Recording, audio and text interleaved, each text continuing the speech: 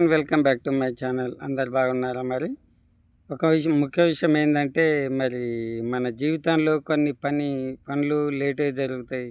కొన్ని పనులు మరి తొందరగా జరుగుతాయి. కాబట్టి చిన్న చిన్న పనులు తొందర జరగచ్చు, లేట్ జరగచ్చు. ఎందుకంటే దానికి దిగులు పడే అవసరం లేదు. ఎందుకంటే మనకు లేట్ అవుతున్నదంటే దాని వెనుక ఏదో కార్యం జరగబోయే విషయం ఉన్నదని గుర్తుంచుకోవాలా. మనం చేసే భక్తి, మనం చేసే పూజని మానద్దు. దేవుడి మీద మనం ఎప్పుడు కూడా మనం హింసించద్దు. ఎందుకంటే దేవుడు ఆకాశాన్ని, సృష్టిని కలిగి ఉన్నాడు. సృష్టించిండు కాబట్టి ప్రతి ఒక్కరు కూడా మనం దేవుడు పర్మిషన్ లేకపోతే ఒక్క అడుగు కూడా ముందేయలేం. కాబట్టి దేవుడిని హింసించే హక్కు మనకు లేదు.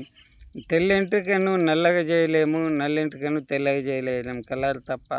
అది దేవుడికే సాధ్యం. కాబట్టి మన జీవితంలో ఎప్పుడే కానీ మనకు ఏ విషయాలే కూడా సక్సెస్ఫుల్ కాకపోతున్నాము అంటే దానికి ఏదో అద్భుతం జరగబోతుందనేసి మనం గ్రహించుకోవాలి. కాబట్టి ప్రతి ఒక్కరు ఈ విషయాన్ని దృష్టిలో పెట్టుకొని దేవుణ్ణి హింసించకుండా మరి భక్తి మార్గంలో ప్రయాణించాలని మరి ప్రతి ఒక్కరికి నేను కోరుచున్నాను.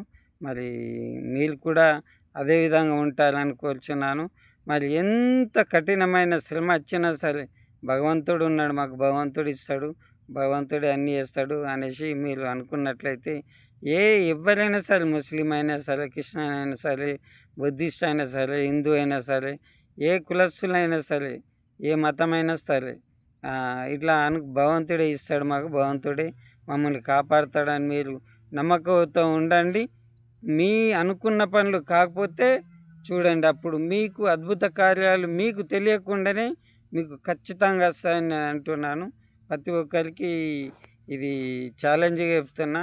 మరి గుర్తెరిగి మరి మీరు మరి ప్రతి ఒక్కరు మరి జాగ్రత్తగా ఉండాలనేసి, దేవుణ్ణి ఎప్పుడు విడనాడకండి, దేవుణ్ణి ఎప్పుడు విడిచిపెట్టకండి. దేవుడు మన తోడై ఉంటాడు. కాబట్టి ప్రతి ఒక్కరికి దేవుడు ప్రతి ఒక్కరికి ప్రపంచంలో దీవించునుగాక. మరి ఆమెన్. మరి ఓకే, మరి ఉంటా. మరి మళ్ళీ వీడియోలో మళ్ళీ కలుస్తాను. అంతవరకు సెలవు. మరి ఓకే, ఉంటాను. బాయ్, సెలవు.